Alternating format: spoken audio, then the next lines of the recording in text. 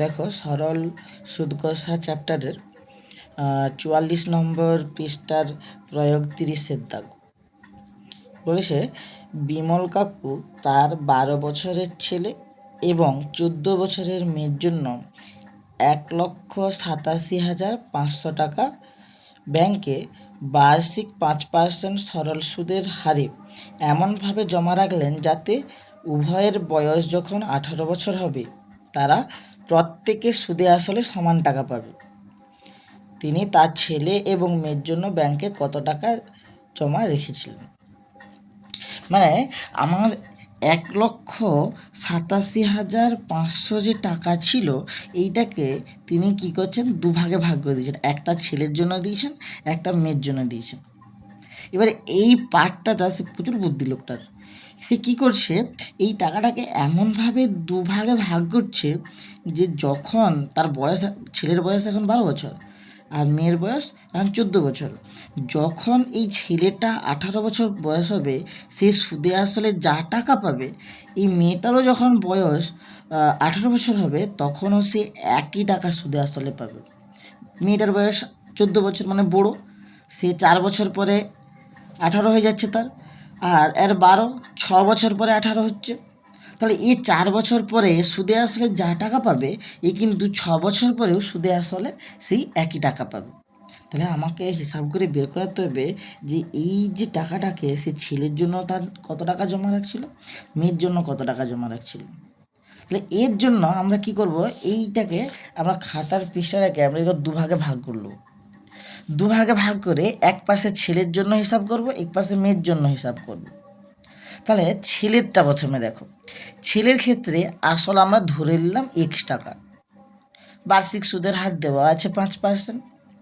কত বছরের জন্য রাখছে, এখন তার বয়স 12, 18 বছর পূরণ হবে মানে 6 বছরের জন্য টাকা রাখছে। তাহলে সরল সুদের সূত্র অনুযায়ী সরল সূত্রটা কী হচ্ছে, আসল গুণিতক সুদের হার বাই 100 গুণিতক সময়। তাহলে এখানে আসল X গুণিতক বার্ষিক সুদের হার 5%, 5/100 গুণিতক 6 বছরের জন্য 6, 6 5 30 বাই 100 X, তাহলে 30X বাই 100 টাকা। এটা হচ্ছে ছেলের সুদ পেল 6 বছরে। তাহলে তার সুদ আর আসলে মোট টাকা দাঁড়ালো X যুক্ত 30X বাই 100। তাহলে মোট হলো 100, যখন এখানে লসাগু করা হবে 100 গুণিতক X মানে 100X যুক্ত 30X, মোট 130X টাকা। এটা ছেলেটা মোট পেল। এবার ঠিক একই রকমভাবে মেয়েটার জন্য বার করাবো। এবার মেয়েটার ক্ষেত্রে দেখো, আমি ছেলেটাকে যেহেতু X টাকা রেখে দিয়েছি, তাহলে মেয়েটার জন্য আর বাকি টাকাটা পড়ে আছে। মোট টাকা ছিল 1,87,500 টাকা। তার থেকে এই X টাকাটা সে 500 টাকা হোক, 100 টাকা হোক, 5 টাকা, 10 টাকা যাই হোক, সে তার ছেলেকে দিয়ে দিয়েছে, মানে বিয়োগ করে দাও। বাকি টাকাটা মেয়ের জন্য রাখছে। তার বার্ষিক সরল সুদের হারও ওই 5%, 4 বছরের জন্য রাখছে, কারণ তার এখন বয়স 14, 18 বছরে টাকা তুলবে। তাহলে 18 থেকে 14 বিয়োগ করে দিলে বাকি থাকে 4 বছর। তাহলে এখানে সুদ হচ্ছে এই আসল গুণিতক সুদের হার গুণিতক সময় টাকা।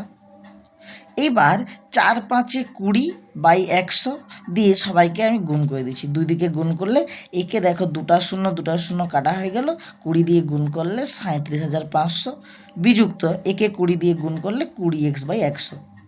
এইটা হচ্ছে সুদ। কি পেলাম, সুদ পেলাম। তার আসল ছিল কত, 1,87,500 বিযুক্ত X টাকা। তাহলে সুদ আর আসল মিলে হলো ওই আসলের সাথে এই সুদটা যোগ করে দাও। এই দুটোকে যোগ করলে দেখো, আমি পুরো একদম লাইন বাই লাইন করছি, এখানে কোনো স্টেপ জ্যাম নেই। ব্র্যাকেট তুলে দিলে 1,87,500 বিযুক্ত X যুক্ত 37,500 বিযুক্ত 20X বাই 100। এই দুটোকে যোগ করলে 2,25,000 বিযুক্ত এই দুটাকে যোগ করলে 120X বাই 100। এইবার প্রশ্নে বলে দিয়েছে যে তার ছেলে আর মেয়ে দুজনে একই টাকা কিন্তু পাচ্ছে 18 বছর বয়সে। সে কারোর প্রতি কোনো একদম বাছবিচার করেনি, সবাইকে সমান দিয়েছে। তাহলে প্রশ্নানুসারে এর যে সুদ আসলটা 130X বাই 100 আর মেয়েকে যেটা দিয়েছে এই যে পুরো টাকাটা দুটোই সমান। তাহলে প্রশ্নানুসারে দুই দিকে সমান করে দাও। এক্সগুলোকে একদিকে নিয়ে চলে এসেছি আর শুধু সংখ্যাটা একদিকে। দুটোর 100 লসাগু করলে 100, 130 আর 120 মোট 250/100 সমান ওদিকে যা আছে থাক। এই এক্সটাকে রেখে দিয়ে এই সবগুলোকে ওইদিকে নিয়ে যাব। তাহলে এদিকে 100 ভাগে আছে, ওদিকে গেলে গুণে, 250টা এদিকে এক্সের সাথে গুণে আছে, ওপাশে গেলে ভাগে। তাহলে 0 0 কেটে গেল, 25 দিয়ে কাটাকাটি করে উত্তর এলো 90,000। তাহলে তিনি ছেলের জন্য 90,000 টাকা রেখেছেন আর বাকিটা বিয়োগ করে মেয়ের জন্য রেখেছেন।